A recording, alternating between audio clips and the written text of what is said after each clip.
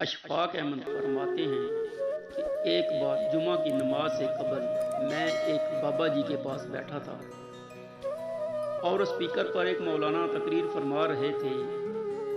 انہوں نے مجھ سے سوال کیا کہ یہ مولانا جو لوگوں کو خدا سے ڈرا رہے ہیں اور بڑے بڑے سانپوں اور دہکتی آگ کا ذکر کر رہے ہیں، کیا یہ مسجد میں آئے لوگوں کو یہاں سے بھگانا چاہتے ہیں؟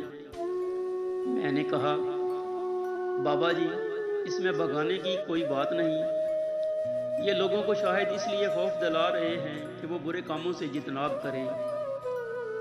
بابا جی کہنے لگے، کیا مسجد میں لوگ خدا کے ڈر سے نہیں آتے؟ اور کیا وہ برے کاموں سے اجتناب خدا کی محبت میں نہیں کر سکتے؟ اب میں انہیں کیا جواب دیتا؟ وہ کہنے لگے، کاکا، ایک خدا جو انسان سے 70 ماہوں سے زیادہ محبت رکھتا ہے، جس مٹی کے پتلے کو اس نے بہترین ساخت پر بنایا ہے، کیا 70 ماہوں کا پیار ایک طرف رکھ کر انہیں دہتی آگ میں پھینکے گا؟